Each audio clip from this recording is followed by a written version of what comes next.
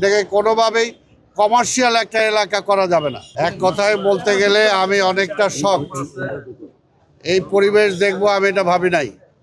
কারণ এইখানে মূলত প্রকৃতিকে ধারণ করাটাই হলো আমাদের আসল কাজ, এবং এইখানে যেহেতু লোকজন আসবে, তারা বিশ্রাম করবে, সেটার জন্য হয়তো কিছুটা আমাদের এই যে রেস্টুরেন্ট বা আদার্স এই সুযোগ সুবিধাটা আমরা কিছুটা রাখতে চাই।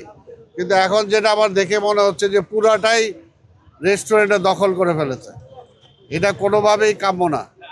এখানে আমাদের ইকবালুর রহিম সাহেব, স্থপতি ইকবালুর রহিম সাহেব আছেন। আমি ওনাকে আজকে এখানে থাকার জন্য অনুরোধ করেছি, উনি আসছেন, এর জন্য আমি ওনাকে ধন্যবাদ জানাই।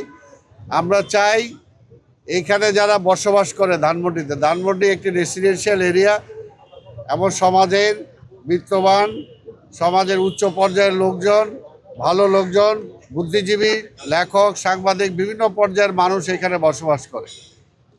কৃষ্টিবান যারা কৃষ্টি সংস্কৃতির সাথে জড়িত, সাহিত্যের সাথে জড়িত। তা আমরা সেই ধরনের একটা পরিবেশ এখানে বজায় রাখতে চাই। সেই পরিবেশটা আমরা ফিরে আনবো ইনশাল্লাহ। এইটা ইমিডিয়েটলি আমরা আগামী এক সপ্তাহের মধ্যে আমরা বসে এইখানে যাদেরকে ইজারা দেওয়া হয়েছে তাদেরকে আমি থাকতে বলেছি এখানে, এবং নিশ্চয়ই তারাও আছেন। এইখানে তারা নতুন করে এক্সটেনশন করছিল, সেটা আমি বন্ধ করে দিয়েছি, এবং এটাকে যাতে আমরা পুরনো অবস্থায় ফিরে যেতে পারি, সেটার জন্য কী কী করা দরকার আমি ইকবালুর রহিম সাহেবকে অনুরোধ করব যে দরকার হলে ধানমন্ডির আরও 2-4 জন সহ আমরা বসবো, এবং এইখানকার লোকাল স্থানীয় যারা আছেন ওনাদের সহ সিটি কর্পোরেশনের লোকজনদের গিয়ে আমি এটা কমিটি করে দেব। ওনারাই পর্যবেক্ষণ করবেন, ওনারাই মতামত দেবেন, এবং সেটার ভিত্তিতেই ইনশাল্লাহ আমরা এটা রক্ষণাবেক্ষণ করার চেষ্টা করব। এবং আমরা জানি যদি লোকাল কমিউনিটি যারা আছে তারা যদি এখানে ইন্টারেস্ট না নেয়, তারা যদি এখানে ইনভলভ না হয়, তাহলে এলাকার পরিবেশ ভালো রাখা যাবে না, কোনোভাবেই রাখা যাবে না। এটা পুলিশ দিয়েও সম্ভব না, সিটি কর্পোরেশন দিয়েও সম্ভব না। এই কারণে আমি লোকাল যারা অবস্থান করেন ওনাদের আমি সহযোগিতা চাই। ওরা যাতে আজকে এই লেকের পরিবেশটা যাতে আমরা বজায় রাখতে পারি। এখানে বিকেলে বা সকালে অনেকে হাঁটেন, আমরা চাই সে হাঁটার পরিবেশটা থাক, এবং সেটাকে দরকার হলে আরও ভালো করে দেবো আমরা। এখানে খেলাধুলা মানে বৃহৎ কোনো খেলাধুলা এখানে সম্ভব না। এখানে কালচারাল অনুষ্ঠান হয় রবীন্দ্র সরোবরে, কিন্তু আমরা চাই সেটা করতে যেয়ে যাতে প্রকৃতির ক্ষতি না হয়, সেই বিষয়টাও সবাইকে খেয়াল রাখতে হবে। এটাকে কোনোভাবেই কমার্শিয়াল একটা এলাকা করা যাবে না। আমার মূল করে ঘুরে বেড়ানোর মতো জায়গা খুব অভাব, খুব কম, অন্তত নিঃশ্বাস নেওয়ার মতো জায়গার খুব অভাব। কাজে এইখানে ধানমন্ডি লেকের চারপাশে সেই ধরনের একটা জায়গা আছে, এই জায়গাটাকে আমরা সংরক্ষণ করতে চাই, এবং এই ব্যাপারে আমরা সবার সহযোগিতা চাই। যারা ইজারা নিয়েছেন ওনাদেরও সহযোগিতা চাই, যারা এই এলাকায় বসবাস করেন ওনাদেরও সহযোগিতা চাই, যারা এই এলাকায় বিভিন্ন ধরনের প্রোগ্রাম, বিভিন্ন ধরনের অনুষ্ঠান করেন ওনাদেরও সহযোগিতা চাই। সব কিছু নির্ভর করে জনগণের উপরে, সব কিছু। আমি যেটা বলবো যে দেখেন, জনগণ ঐক্যবদ্ধ হয়েছিল, দেশ স্বাধীন করতে পেরেছিলাম। জনগণ ঐক্যবদ্ধ হয়েছিল, 24-এর অভ্যুত্থান হয়েছে। কাজে আমি বিশ্বাস করি যে ধানমন্ডি এলাকার যে সমস্ত লোকজন আছেন ওনারা যদি ঠিকভাবে চান তাহলে এটা ঠিকভাবে থাকবে। ওনাদের সহযোগিতা চাই, এবং ওনাদের হাতে আমি ছেড়ে দিতে চাই, ওনারাই রক্ষণাবেক্ষণ করুক।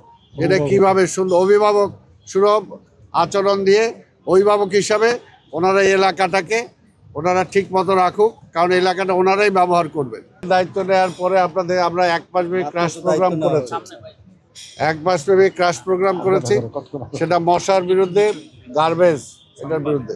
এখন গত সপ্তাহ থেকে আমরা জলাবদ্ধতার বিরুদ্ধে 1 মাসব্যাপী ক্রাশ প্রোগ্রাম শুরু করেছি, এবং সেটাতে আমাদের যে সমস্ত আন্ডারগ্রাউন্ড ড্রেনগুলো আছে এগুলো বেশ কয়েক বছর ধরে বন্ধ হয়ে আছে।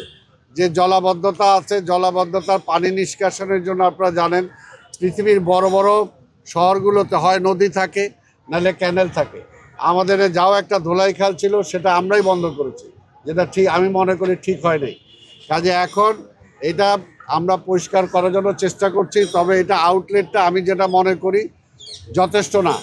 মাত্র 3টা না 4টা আমাদের 3টা আউটলেট আছে এই টোটাল ঢাকা দক্ষিণ সিটির জন্য। এটা খুবই কম। মিনিমাম 7 থেকে 8টা আউটলেট আমাদেরকে করতে হবে। আজকে মনে করি যে নিউ মার্কেট, ধানমন্ডি এই এলাকাটায় পানি জমে যায়। এই এলাকাটার জন্য আমরা চেষ্টা করছি, মাননীয় প্রধানমন্ত্রী উনি আমাদের কথা শুনেছেন, উনি জরুরি ভিত্তিতে সেটা কাজ করার জন্য আমাদেরকে বলেছেন, আমরা সেটা চেষ্টা করব। তবে এই রকম আউটলেট যদি আরও 5-6টা আমরা করতে পারি তাহলে, কারণ একটা আগে যেটা করছে অ্যাডহক বেসিসে, যে ধানমন্ডি পানি জমতেছে এই জায়গায় পানিটা আমি পলাশী পর্যন্ত সরাই দিলাম, কিন্তু পলাশীর পানিটা কোথায় যাবে? অর্থাৎ এইটা যে আমাকে বুড়িগঙ্গা নদীতে যে কানেক্ট করতে হবে, সেই কানেকশনটা যদি আমি না দিতে পারি, তাই না, আমাকে শীতলক্ষার দিকে যেতে হবে, আমি যদি কানেকশনটাকে না দিতে পারি তাহলে তো পানিটা কোথাও না কোথাও জমবে।